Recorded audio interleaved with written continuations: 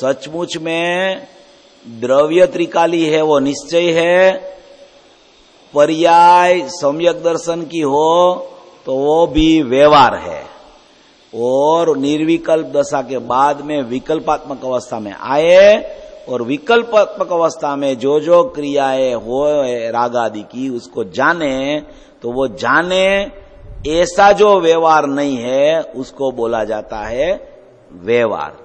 अभी आज सवेरे अपनी चर्चा चली थी ने, जो 1 से 13 गाथा की 14 गाथा की, तो उसमें समझ लो कि जो 11वीं गाथा के बाद में 12वीं गाथा आई है। 12वीं गाथा जो आई तो 12वीं गाथा में ऐसा कहा गया कि व्यवहार नहीं जाना हुआ प्रयोजनवान है। तो व्यवहार नहीं जाना हुआ प्रयोजनवान, उसका अर्थ क्या है? तो व्यवहार नहीं पहले तो ज्ञानी को होती है, निश्चय को भी कहीं बोली गई है तो विकल्पात्मक व्यवहार नहीं है, वो अनुभूति पूर्वक की नहीं है।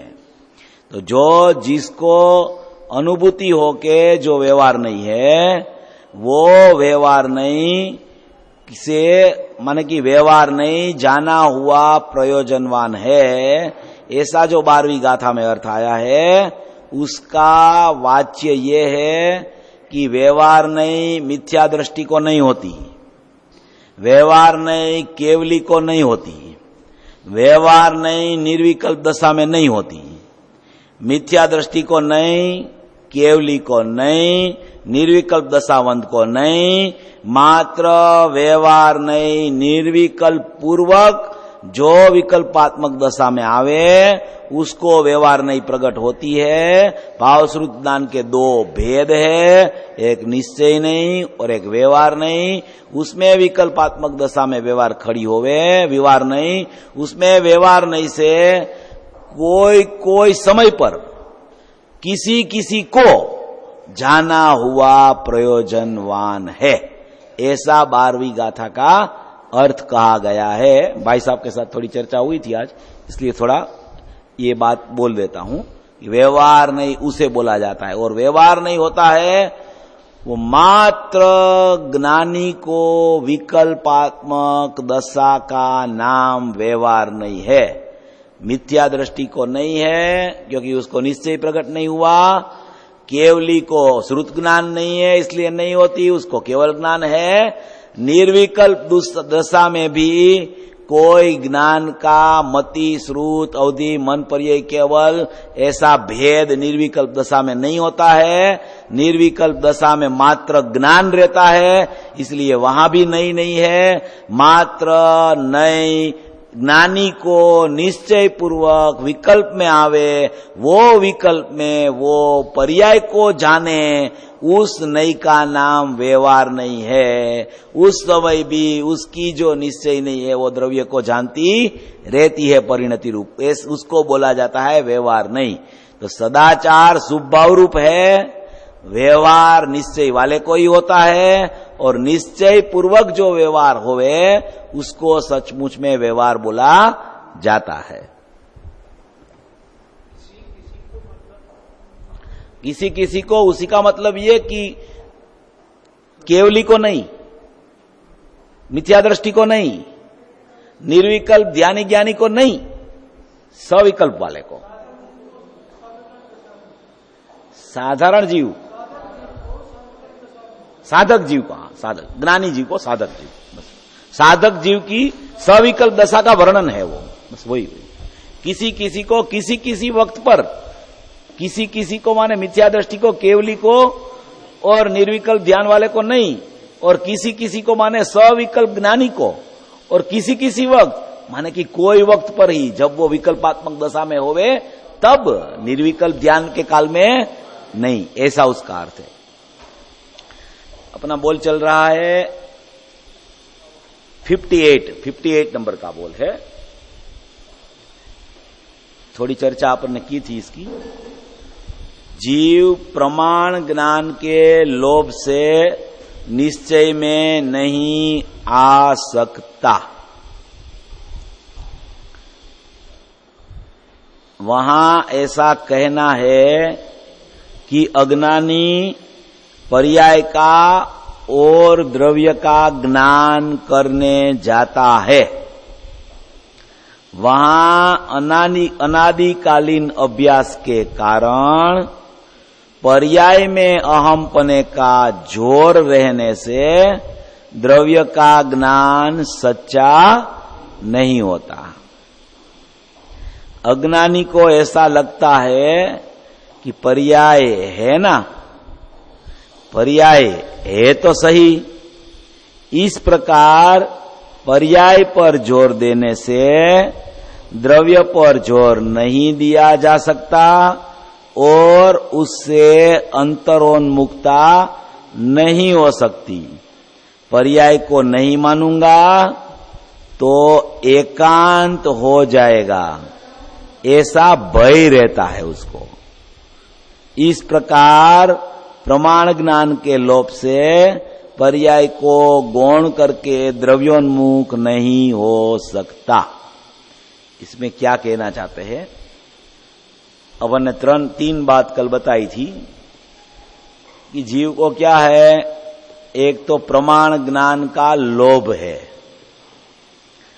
दूसरा निश्चयाभास का डर है, तीसरा व्यवहार का पक्ष है। ये तीन बात का उल्लेख करने के लिए ये बोल गुरुदेव ने कहा है। पहले में पहली बात है कि प्रमाण ज्ञान के लोभ से वो निश्चय में नहीं आ सकता। प्रमाण ज्ञान किसे बोला जाता है? प्रमाण ज्ञान द्रव्य पर्याय स्वरूप जो वस्तु है उसका यथार्थ ज्ञान जिसे होवे उसको बोला जाता है प्रमाण ज्ञान। तो अभी क्या है, एक विकल्पात्मक प्रमाण ज्ञान भी होता है, वो अज्ञानी के पास है। अज्ञानी को भी प्रमाण स्वरूप वस्तु तो है, द्रव्य पर्याय स्वरूप वस्तु है, कोई द्रव्य पर्याय स्वरूप वस्तु नहीं है अज्ञानी के पास, ऐसा नहीं है। द्रव्य पर्याय स्वरूप वस्तु तो उसके पास भी है। ज्ञानी के पास भी द्रव्य पर्याय स्वरूप वस्तु है, अज्ञानी के पास भी द्रव्य पर्याय स्वरूप वस्तु है। वस्तु द्रव्य पर्याय स्वरूप कभी छूट नहीं सकती किसी को। अज्ञानी के पास है, ज्ञानी के पास है, केवली के पास है, सिद्ध दशा में भी द्रव्य पर्याय स्वरूप वस्तु है। द्रव्य पर्याय स्वरूप वस्तु अनादि अनंत है, उसी में कोई पर्याय कहीं दूसरी जगह चली जाए और द्रव्य दूसरी जगह चला जाए, ऐसी भिन्नता द्रव्य पर्याय की नहीं होती है। द्रव्य पर्याय स्वरूप वस्तु कायम रहती है, कायम, प्रथम से अनादि से अनंत काल तक द्रव्य पर्याय स्वरूप वस्तु रहने वाली ही है, उसमें कोई फार फेर होने वाला नहीं है। तो एक तो सबसे पहले द्रव्य पर्याय स्वरूप जो अज्ञानी के पास है, उसकी पर्याय में क्या है अभी कि राग द्वेष मोह रूपी अज्ञान चल रहा है और द्रव्य तो उसका शुद्ध है। अभी उसके पास वो पर्याय की अशुद्धता भी है और द्रव्य की शुद्धता भी अभी है, वो दोनों को मिला के उसके पास प्रमाण स्वरूप जीव है। अभी उसको चाहिए क्या कि पर्याय में शुद्धता चाहिए, द्रव्य में शुद्धता भरी है, वो उसको पता भी हो गया कि मेरा द्रव्य शुद्ध है, परिपूर्ण है, अखंड है, एक रूप है, अनादि अनंत है, त्रिकाल है। वो सब उसे ज्ञानी पुरुष के शास्त्र पढ़ के, आचार्य भगवान के शास्त्र पढ़ के उसको मालूम पड़ गया कि कुछ भी जो भी है ना, मेरी पर्याय में तकलीफ है, मेरा द्रव्य में कुछ हुआ नहीं है। अभी क्या है कि वो पर्याय में अशुद्धता है, वो उसको पता चल गया, द्रव्य में शुद्धता है, वो पता चल गया। अभी उसको चाहिए तो शुद्धता पर्याय में भी, मगर उसको ऐसा लोभ है प्रमाण का कि अगर मैं पर्याय का निषेध कर दूंगा, पर्याय की अशुद्धता को मैं छोड़ दूंगा कि मेरे में अशुद्धता है ही नहीं, मेरे में शुद्धता ही है, ऐसा मैं करूंगा तो अभी मेरी अशुद्धता तो दूर नहीं हुई है और पर्याय मेरी चली जाएगी, तो फिर वो ज्ञान का जो द्रव्य गुण पर्यायपना तो छूट जाएगा, उसकी पर्याय तो अलग हो जाएगी।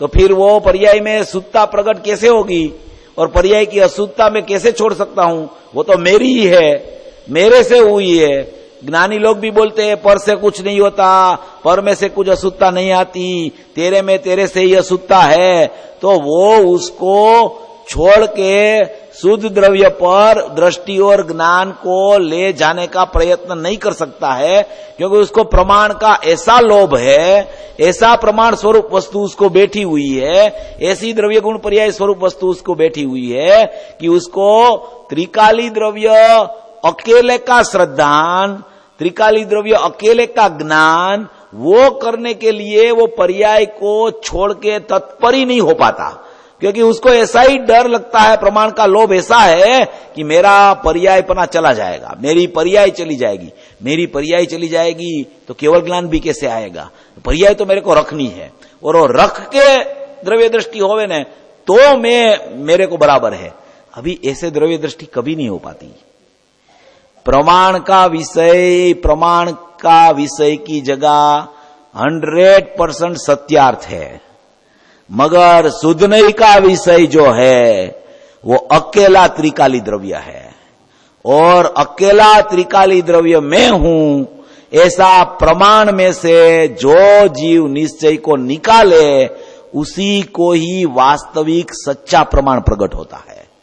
उसको प्रमाण चाहिए ना, तो प्रमाण तो रहेगा, प्रमाण छूटने वाला नहीं है, मगर एक बार तू पर्याय का निषेध करके द्रव्य का अहमपना कर ले, द्रव्य की विधि में आ जा, मैं द्रव्य हूं ऐसा विचार में लेके वहां पे अहम करके ज्ञान को वहां ले जाके यही मैं हूं, यही मेरा द्रव्य है, यही मेरी शुद्धता है।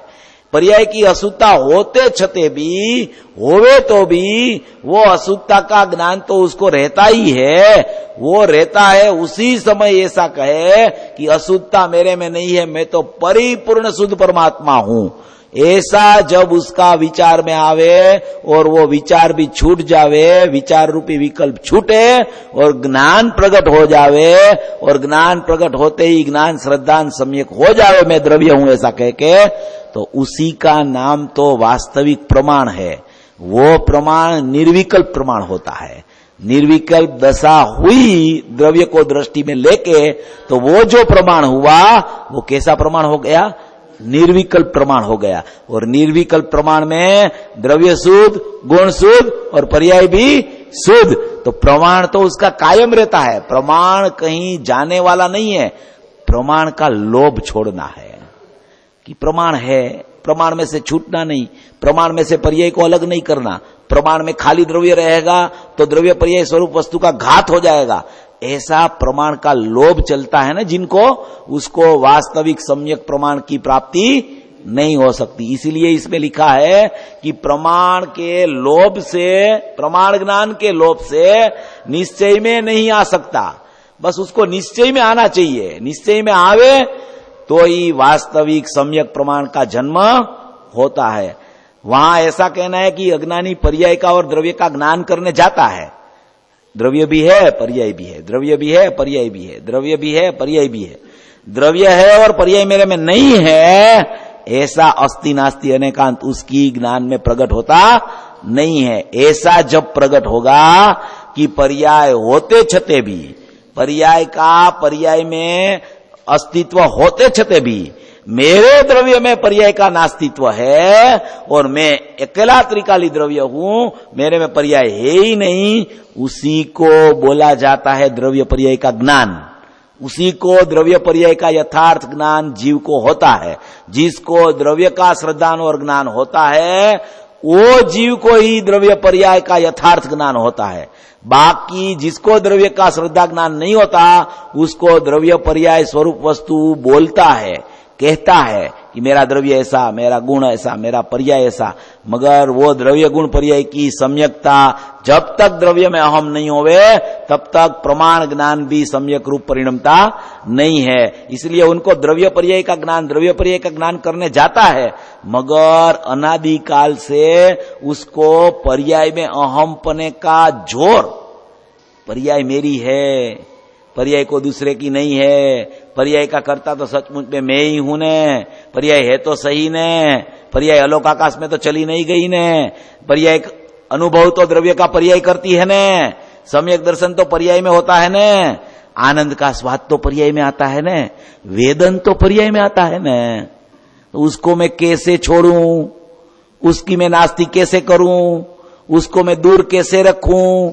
और उसको दूर रख के द्रव्य को कैसे देखूं, ऐसे ऐसे ऐसे उसको अनादिकालीन पर्याय का परिचय और पर्याय का अभ्यास और पर्याय को नहीं छोड़ना ऐसा विकल्प ऐसा अनादि से चलता है। इसीलिए उसकी पर्याय द्रव्य तरफ कभी मुड़ती नहीं है, क्योंकि अनादि से पर्याय का परिचय है। और नियम सार में ऐसा लिखा आचार्य भगवान ने कि जीव को पर्याय का परिचय ही नहीं हुआ है। क्या लिख दिया?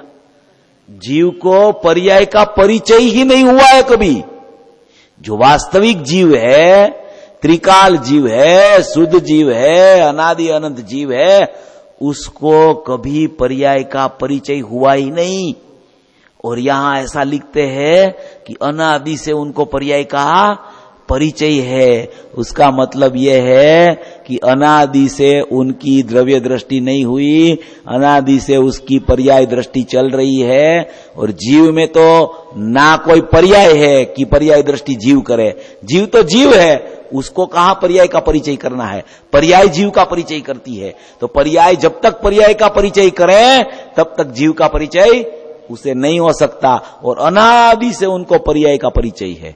कोई भी जीव को पूछो कि अभी आपकी पर्याय में क्या चल रहा है, बोले अभी राग द्वेष मोह की स्थिति हमारी चल रही है और राग द्वेष मोह को हटाकर हमें सम्यक दर्शन और सम्यक चारित्र और सम्यक ज्ञान की उत्पत्ति करनी है।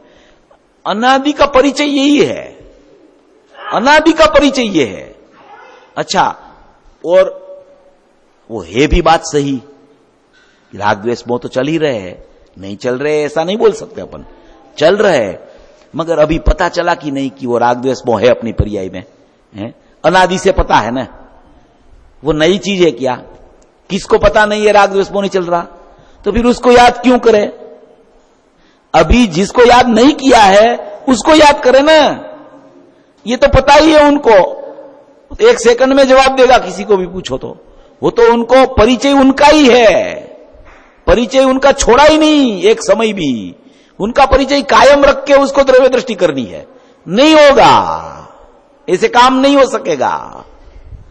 ज्ञान में कितना भी जानना परिचय रूप द्रव्य पर्याय का हो जाए, जब तक अकेले द्रव्य का श्रद्धा ज्ञान नहीं होवे तब वास्तविक पर्याय का ज्ञान भी बोला ही नहीं जाता। कि परिचय अनादि से यही है पर्याय का, राग द्वेष मोह रूपी अज्ञान, बस उसको दूर करना।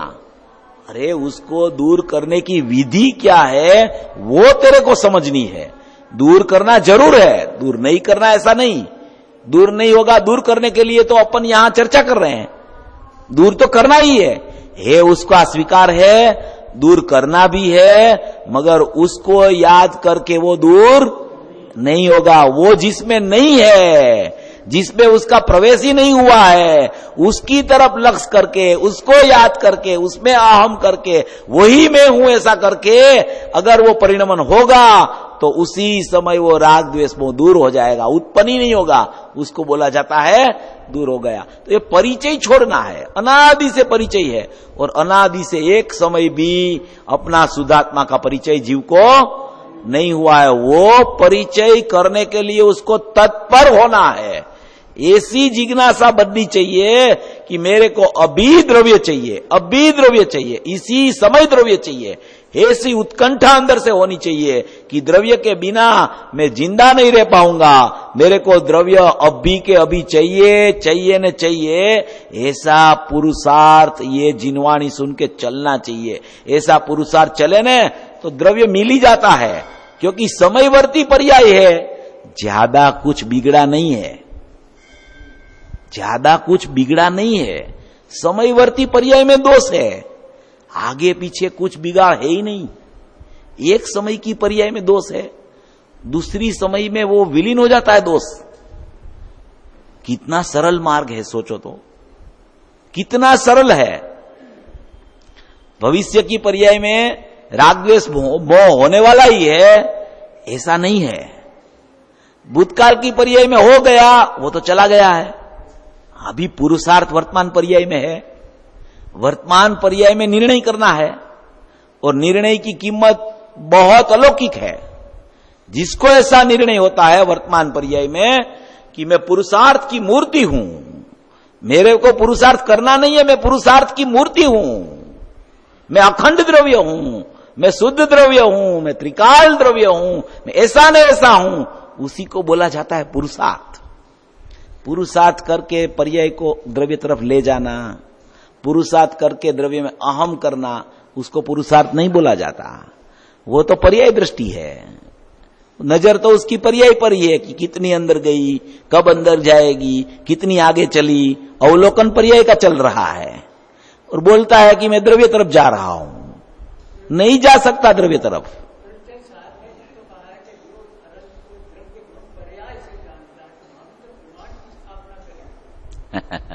सही बात है आपकी। वहां द्रव्य गुण पर्याय को जानने की बात की है, उसमें तो ऐसा लिखा है कि जो अर्यंत को द्रव्यपने, गुणपने, पर्यायपने जानता है उसका मोह क्षय हो जाता है। और द्रव्य गुण और पर्याय जैसे अर्यंत के है, ऐसे ही द्रव्य गुण पर्याय निश्चय से मेरे है। क्या शब्द डाला है? निश्चय से, व्यवहार से नहीं। अर्यंत के द्रव्य गुण और पर्याय जैसे है, ऐसा ही द्रव्य गुण और पर्याय निश्चय से मेरे है, दोनों में कुछ अंतर ही नहीं है। ऐसा जो जाने उसका मोह क्षय हो जाता है। मोह का उपशम नहीं, क्षय बोला उधर, नाश हो जाता है मोह का। दर्शन मोह, चारित्र मोह दोनों चला जाता है। अच्छा, उसका वो गाथा का मर्म ऐसा है। अभी आपने प्रश्न पूछा है तो इसको खोल देते अपन। 80वीं गाथा है ना, वो प्रवचन सार की बहुत प्रयोजनभूत है। बहुत माने इतनी प्रयोजनभूत है कि अगर वो उसको बैठ जावे ना तो उसका काम तुरंत हो जावे। चिंता पर्याय की है ना, वो पर्याय की चिंता भी दूर हो जावे। जैसे अर्यंत के द्रव्य गुण है, वैसे ही मेरे द्रव्य गुण तो है ही। उसमें तो कोई शुद्ध आत्मा तो सबका एक सरखा है, उसमें तो कोई फर्क है ही नहीं। अभी बचती है दोनों की पर्याय। अभी वहां भी पर्याय है, यहां भी पर्याय है। वहां पर्याय शुद्ध है, यहां पर्याय अशुद्ध है। तो अभी निश्चय से दोनों को समान कैसे जाने, ये प्रश्न है। बराबर है। उसमें प्रवचन सार में लिखा है कि निश्चय से दोनों को जैसा उनका ऐसा ही यहां का माने तो मोह का क्षय होता है। तो अभी वहां तो प्रगट रूप शुद्धता हो गई है और यहां तो प्रगट रूप अशुद्धता चल रही है। अभी प्रगट रूप शुद्धता और प्रगट रूप अशुद्धता वो क्या है कि अपन ने 3-4 दिन पहले भी थोड़ा ये विषय छेड़ा था। थोड़ा किसी के ध्यान में हो तो ठीक है। प्रगट रूप शुद्धता और प्रगट रूप अशुद्धता वो दोनों जो है ना, वो नया नया परिणमन है। कैसा है? नया नया परिणमन है। अर्यंत को भी शुद्धता का परिणमन प्रति समय नया नया चलता है और अज्ञानी जीव को भी अशुद्धता का परिणमन नया नया चल रहा है। जैसे कि अर्यंत भगवान को केवल ज्ञान प्रकट होता है प्रति समय प्रति समय प्रति समय। वो प्रति समय केवल ज्ञान होता है, वो प्रति समय की पर्याय में नया नया केवल ज्ञान है। वो कोई केवल ज्ञान माने कि केवल ज्ञान पर्याय है तो उसका मतलब ये नहीं है कि अंदर द्रव्य में से केवल ज्ञान की ही प्रकटता होती है। उसकी पर्याय प्रकट स्वमुख होती है। कैसे होती है? स्वमुख रूप प्रकट होती है, अभी परमुख रूप होने वाली नहीं है। तो जितनी पर्याय स्वमुख रूप होगी, स्वमुख रूप होगी, प्रकट होते ही स्वमुख है उसका, तो उसको ज्ञान सम्यक ही प्रकट होने वाला है। सम्यक ज्ञान बोलो, केवल ज्ञान बोलो, जो भी बोलो। और अज्ञानी की पर्याय परमुख प्रकट होती है तो उसको क्या? मिथ्या ज्ञान प्रकट होता है। अभी प्रगटता अंदर से जो आती है, वो प्रगटता अंदर से जो आई है ना, वो कोई शुद्धता के अशुद्धता लेके नहीं आती है। समझना बराबर आप, शुद्धता और अशुद्धता वो परिणमन रूप है। अंदर से ना तो शुद्धता आती है, अंदर से ना तो अशुद्धता आती है। अंदर से ज्ञान आता है खाली, वो ज्ञान स्वमुखे परिणमे तो केवल ज्ञान है, परमुखे परिणमे तो मिथ्या ज्ञान है। अभी यहां जो दोनों की सरखामणी की है 80वीं गाथा में, वो अंदर से जो अंश निकलता है, उपयोग रूपी अंश, वो उपयोग रूपी अंश जो है उससे अपन केवली का अंश को मिलावे और अपना अंश को मिलावे तो वो दोनों समान है।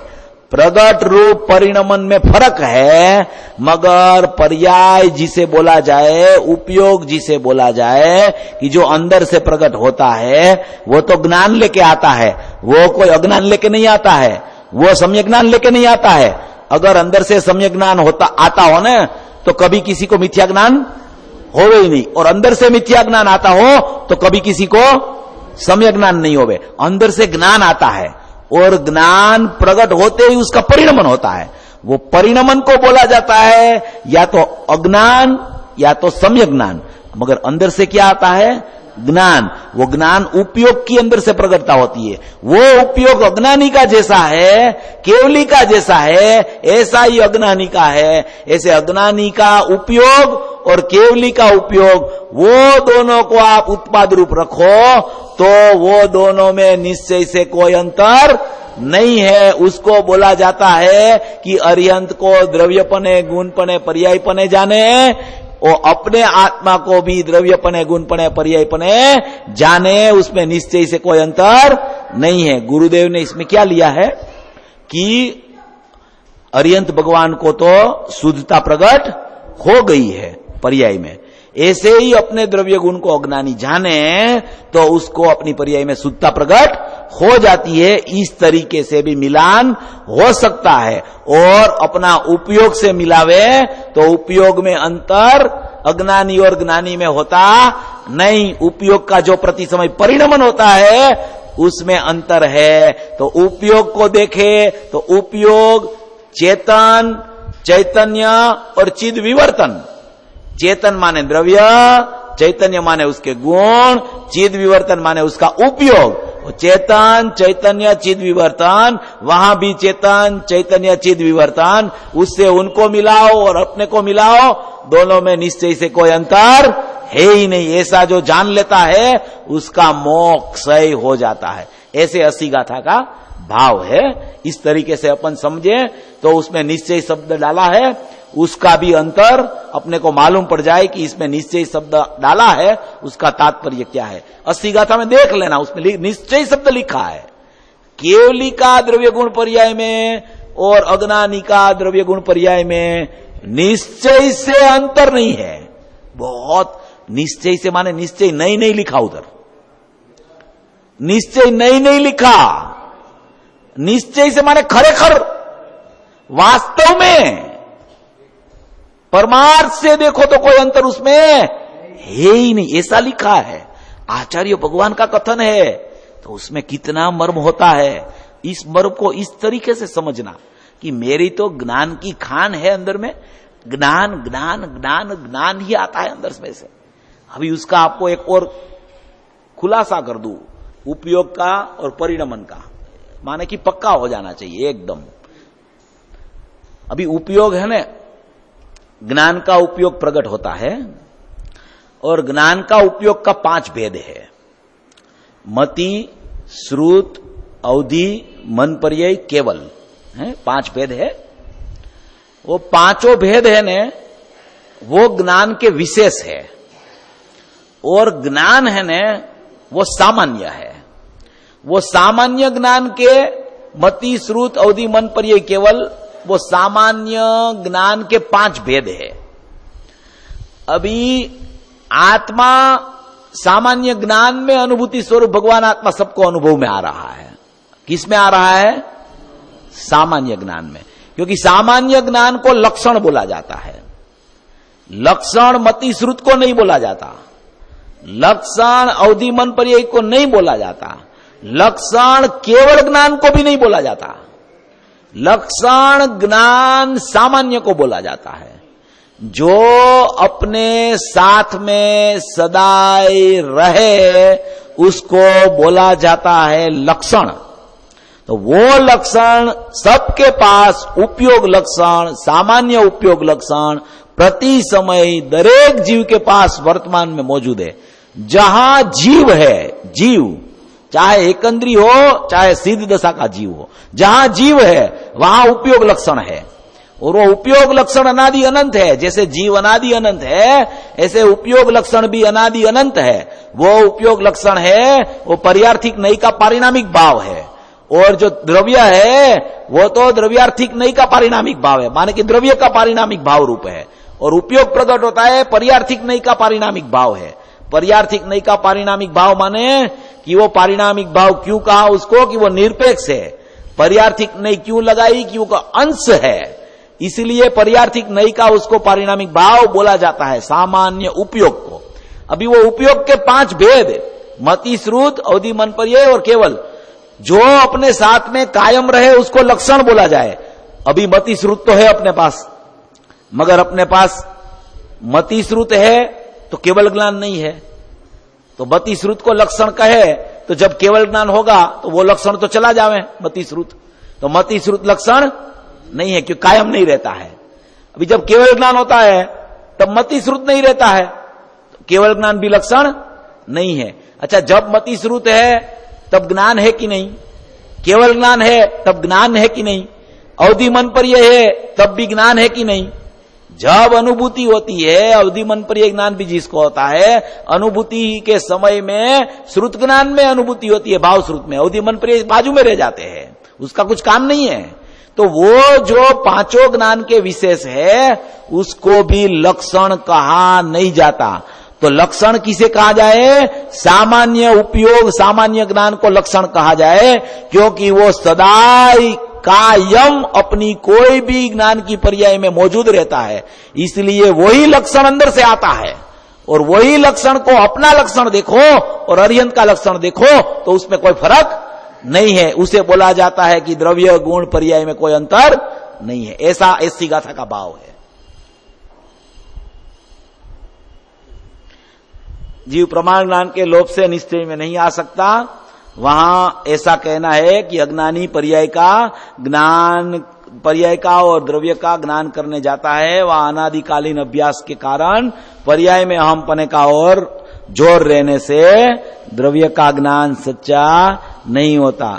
अज्ञानी को ऐसा लगता है कि पर्याय है ना, पर्याय है तो सही।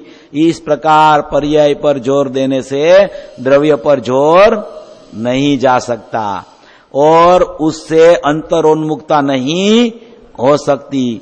पर्याय को नहीं मानूंगा तो एकांत हो जाएगा, ऐसा उसको भय रहता है। भय, निश्चयाभास का डर लगता है उसको कि पर्याय को मैं छोड़ दूंगा, पर्याय को नहीं मानूंगा तो मैं निश्चयाभासी हो जाऊंगा। लोग मेरे को ऐसा बोलेंगे ये पर्याय को नहीं मानता है, निश्चयाभासी है। निश्चयाभासी नहीं होगा, निश्चय का अभ्यासी हो जाएगा। निश्चयाभासी नहीं होगा तू, निश्चय का अभ्यासी हो जाएगा। पर्याय को कौन मानता है सचमुच में कि जिसकी पर्याय द्रव्य को मानती है उसी को तो बोला जाता है कि उसने द्रव्य पर्याय को माना। पर्याय द्रव्य में नहीं है उसी का नाम तो पर्याय की अस्थि उसने सिद्ध की है। पर्याय द्रव्य में नहीं है ऐसा बोलता है, पर्याय पर्याय में नहीं है ऐसा नहीं बोला उसने। पर्याय द्रव्य में नहीं है उसका मतलब ही ये है कि पर्याय का अस्तित्व तो रखा है, मगर पर्याय का अस्तित्व मेरे त्रिकाली स्वभाव में है ऐसा वो नहीं मानता है। पर्याय का अस्तित्व को छोड़ नहीं दिया है उसने, क्योंकि वही पर्याय में तो अनुभूति होने वाली है। वो कैसे छोड़ेगा उस अस्तित्व को? पर्याय को नहीं मानता है वो तो वेदांत में चला गया, उसको तो कुछ पता ही नहीं है। और यहां अपन तो गुरुदेव के सब शिष्य है, द्रव्य गुण पर्याय का बराबर विवेक करके द्रव्य की तरफ आगे बढ़ते हैं। कोई पर्याय को नहीं मानता है ऐसा कोई जीव गुरुदेव को सुनने वाला नहीं होता है। इसलिए उसको कभी निश्चयाभास होने का डर रखना नहीं, वो निश्चय का अभ्यासी बन जाएगा, और निश्चय का अभ्यासी बनेगा उसको ही वास्तविक पर्याय का पता है। जो निश्चय का अभ्यासी नहीं है उसको सचमुच में द्रव्य गुण पर्याय किसी का कुछ पता नहीं है। पर्याय को मैं नहीं मानूंगा तो एकांत हो जाएगा, ऐसा भय रहता है। इस प्रकार प्रमाण ज्ञान के लोभ से पर्याय को गौण करके द्रव्योन्मुख नहीं हो सकता। ये गौण करके जो बात आती है ना पर्याय की, 11वीं गाथा में भी आई है। गौण करके का अर्थ गुरुदेव ने किया है। आपने नहीं पढ़ा हो तो आ जाएगा गुरुदेव की कैसेट में, कभी भी सुन लेना। गौण करके का मतलब ऐसा नहीं है कि द्रव्य में पर्याय गौण रूप से पड़ी है, उसका मतलब ऐसा नहीं है।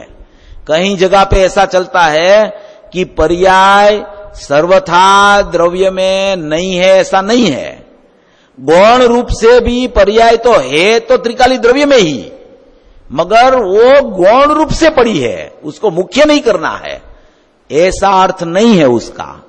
गौण रूप से बोला जाता है, उसका अर्थ यह है कि पर्याय का अस्तित्व को ही कोई उड़ा देवे, ऐसा नहीं है। पर्याय का अस्तित्व को गौणपने अपना प्रमाण ज्ञान का द्रव्य में पर्याय को पर्याय रूप से रख के द्रव्य का श्रद्धान करना, ऐसा पर्याय की गौणता का अर्थ है।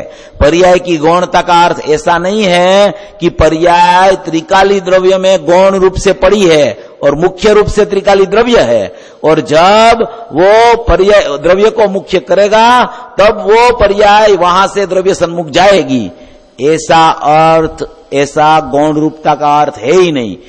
11वीं गाथा में भी बोला है ना कि पर्याय को गौण करके द्रव्य अभूतार्थ है और पर्याय अभूतार्थ है। वो गौण करके का मतलब ही यही है कि त्रिकाली द्रव्य में पर्याय का सर्वथा अभाव है, मगर पर्याय का पर्याय में 100% सद्भाव है। उसका नाम बोला जाता है पर्याय को गौण करके।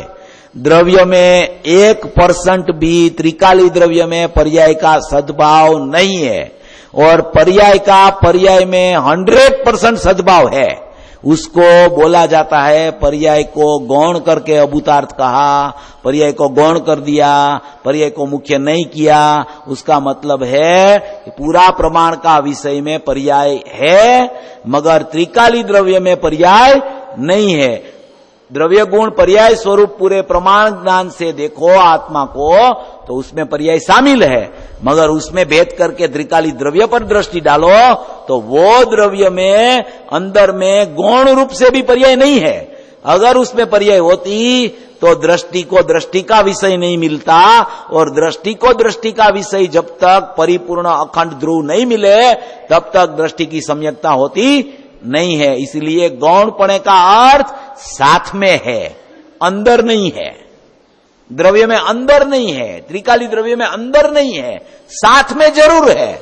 अगर साथ में से कोई भी उसको बाहर निकाल देगा तो उसको जैन दर्शन की खबर नहीं है। साथ में है, त्रिकाली द्रव्य में नहीं है। गौण रूप से बोलो तो भी साथ में है, द्रव्य पर्याय के साथ में ही रहती है। द्रव्य पर्याय से दूर नहीं जाता, पर्याय द्रव्य से दूर नहीं जाती, मगर साथ में है, अंदर नहीं है।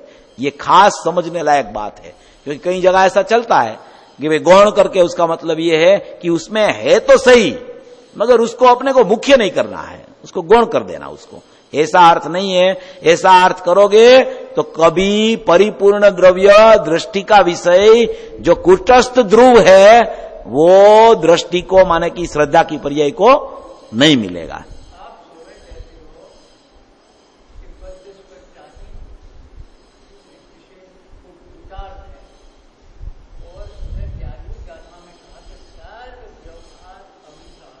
सही बात है।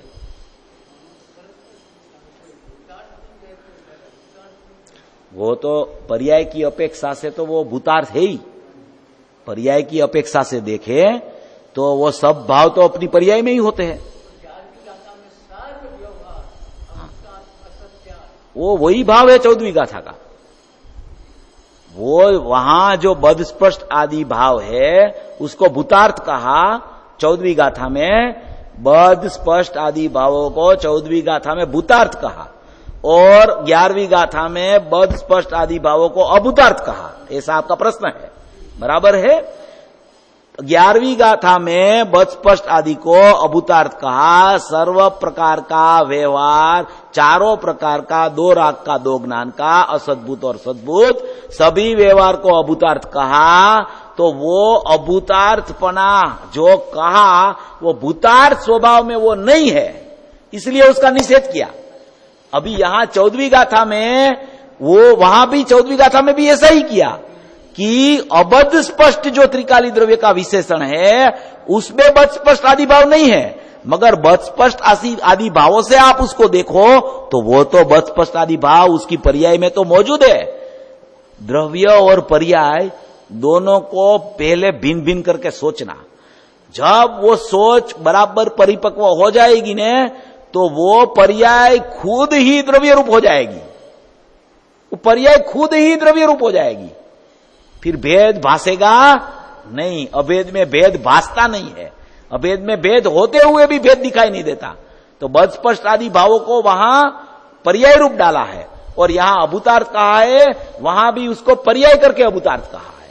वो सब भाव पर्याय में चलते हैं। जितने बंधन रूप भाव है वो सब पर्याय में है, जिसने अबंधक भाव है वो सब अबंधक भाव पूरा द्रव्य है, और बंधक भाव है वो जब अबंधक भाव की दृष्टि करता है तो पर्याय में भी अबंधपना प्रकट हो जाता है। ऐसा कहने का तात्पर्य है।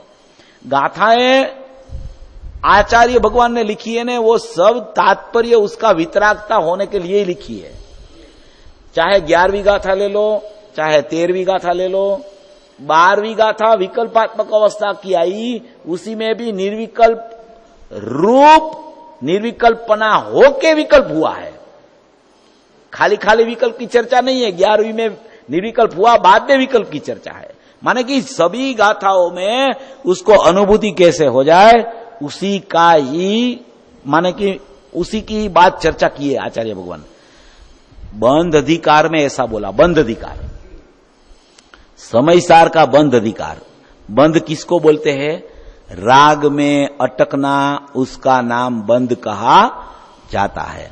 बंध अधिकार में ऐसा कहा कि अध्यवसान आदि भावों जो है, मैं पर को मारता हूं, मैं पर की हिंसा करता हूं, मैं पर को जिला सकता हूं, वो सब भाव को क्या बोला जाता है? अध्यवसान। ऐसे भाव वाला जीव को भी उसी समय ज्ञप्ति क्रिया मौजूद है, और वो ज्ञप्ति क्रिया में अनुभूति स्वरूप भगवान आत्मा जानने में आ रहा है। उसी समय की चर्चा है। तो माने कि वो भाव भी बताया और आत्मा को जानने वाला भाव भी बताया, दोनों को पृथक पृथक कर दिया। बंध अधिकार में भी अबंध स्वरूप आत्मा जानने में आ रहा है तो तेरा बंध छूट जाएगा, ऐसा बोला उधर, ऐसा बोला। और उसमें तो वहां तक बोला कि मैं पर को मारता हूं, मैं पर को जिलाता हूं, वो तो अध्यवसान है ही, मगर एक बहुत गहरी बात आचार्य भगवान ने डाल दी कि मारता हूं, जिलाता हूं, वो तो अध्यवसान है ही, मगर मारता हूं, जिलाता हूं, उसको जानता हूं, उसको जानता हूं, वो भी अध्यवसान है। समकक्षी दोष। कैसे समकक्षी दोष? उसको जानने में क्या दोष आया? जानना तो स्वभाव है, उसको जानने में दोष नहीं है। यहां से छूट गया जानना, वो दोष है। यहां से छूटेगा तब उधर जाएगा ना उपयोग उसका, तो उसी को बोला जाता है दोष। तो पर को मारना, पर को जिलाना, पर को मैं मार सकता हूं, पर को जिंदा रख सकता हूं, वो जो दोष है उसी कक्षा में ऐसा जानना, उसको भी अध्यवसान बोला। 270 गाथा 270 आप पढ़ लेना उसको। आज गुरुदेव का उसमें यही भाव है, गुरुदेव ने वो खोला है, उसको बहुत खोला। उसमें 3 प्रकार की बात आई, पर्याय, द्रव्य और गुण। पर्याय की ज्ञप्ति के साथ ऐसे भावों को मिलाया, विपरीत भावों को, द्रव्य के साथ नारक आदि पर्याय ली और गुण के साथ ज्ञेय लिया। माने कि सबसे अपने को पृथक करके, बाहर से पृथक करके, गति से पृथक करके, ज्ञेय भावों से पृथक करके, रागादि भावों से पृथक करके, द्रव्य गुण पर्याय स्वरूप में मेरा द्रव्य, मेरा गुण और मेरी ज्ञप्ति क्रिया ज्ञानमय, ऐसा लेके भी उधर अनुभूति कराने का प्रयास आचार्य भगवान ने बंद अधिकार में किया।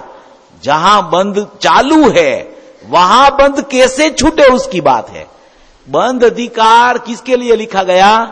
अबंध स्वभाव दृष्टि में आ जाए इसलिए। आश्रव अधिकार किस लिए लिखा गया? ऐसा आश्रव है, ऐसा आश्रव है, ऐसा आश्रव है, ऐसा नहीं, आश्रव कैसे चला जाए उसके लिए आश्रव अधिकार लिखा है। बंद कैसे चला जाए इसलिए बंद अधिकार लिखा है। पुण्यपाप अधिकार, पुण्यपाप कैसे चला जाए और धर्म कैसे प्रकट हो जाए इसलिए लिखा है। सब अधिकार शुद्ध आत्मा की उपलब्धि कैसे हो, इसीलिए आचार्य भगवान लिखते हैं।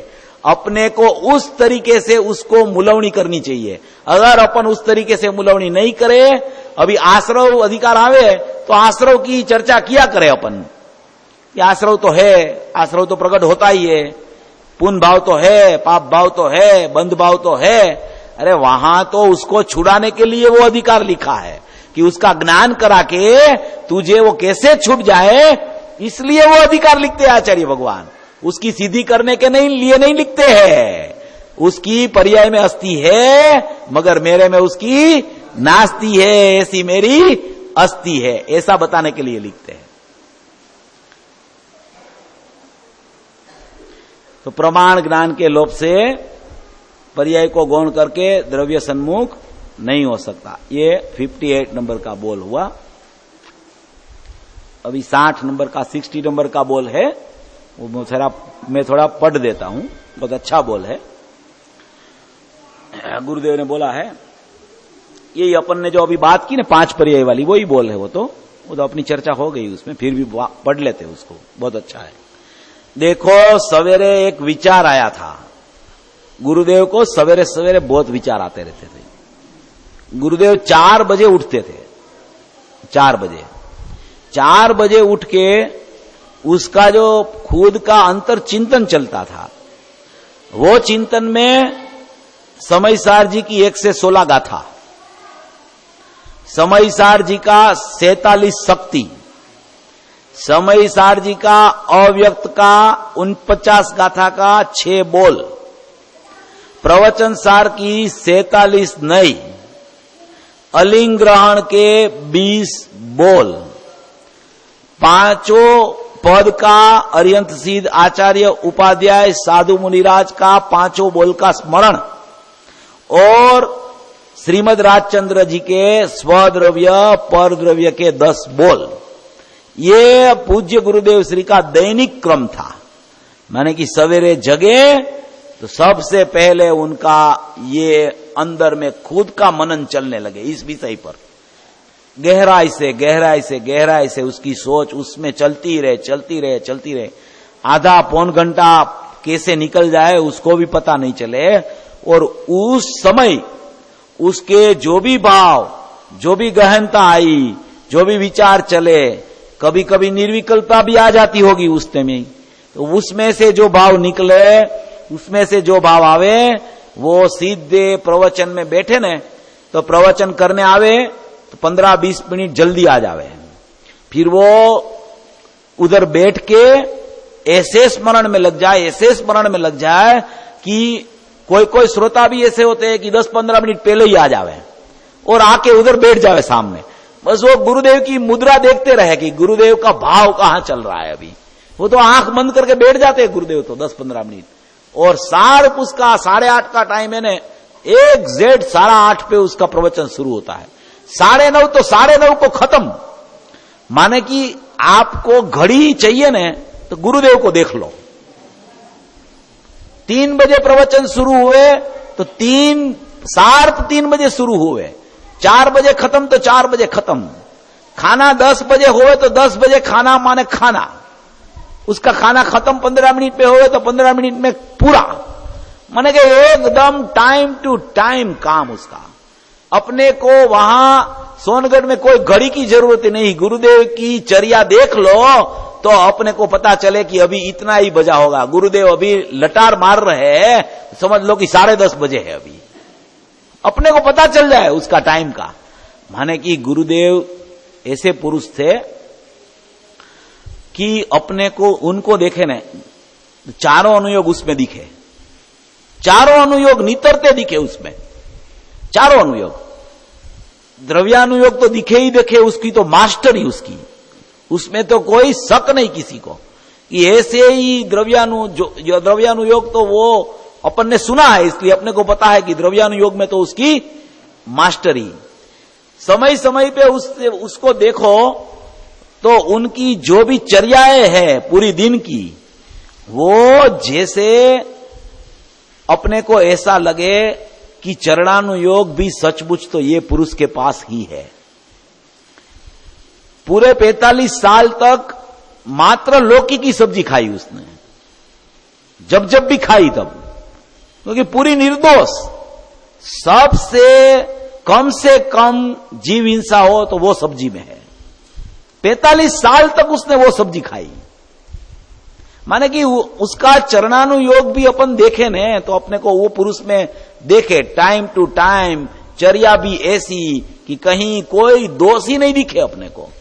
और प्रथमानुयोग का तो वो पुरुष था, और करणानुयोग तो समय समय पे कर्म की निर्जरा तो उसको चलती ही थी, द्रव्यानुयोग की मास्टरी थी। तो चारों अनुयोग का नितरता सार देखना हो तो एक गुरुदेव को देख लो, चारों अनुयोग उसमें नितरते दिखे अपने को। ऐसा ये पुरुष का महिमा है, ऐसी ये पुरुष की गुण गाथाएं है कि अपन बात करें न, उसके लिए अपने पास कोई शब्द ही नहीं है, ऐसी डिक्शनरी ही नहीं बनी कि उसका कोई शब्द अपन बोल पाए। ऐसा ये पुरुष का महिमा है। ऐसी ये पुरुष ने अपने को निज निधि बताई है कि जो निज निधि अपने पास पड़ी थी, सुसुप्त पड़ी थी, उसको उसने जागृत कर दी कि तेरे पास तेरा आत्मा पड़ा है, तू बाहर भटक रहा है। कोई कहे प्रभु हेठ जमी के, कोई कहे ऊपरी आसमां के, कोई कहे प्रभु है मंदिर में, कोई कहे प्रभु है मस्जिद में। मेरो दणी नहीं दूर देशांतर, मोही में है मोही सूजत निके। तेरे में है तेरा परमात्मा और तुझे दिख रहा है, विश्वास कर ले, मैं नायक हूं स्वीकार कर ले, बस इतनी देर है। ऐसा पता चला क्या तो अंतरोन्मुक्ता होवे होवे और होवे ही। ऐसा ये गुरुदेव का तत्व गुरुदेव ने दिया है। सभी मोक्षार्थी भव्य जीवों को इसकी प्राप्ति त्वरित होवे, ऐसी मंगल भावना।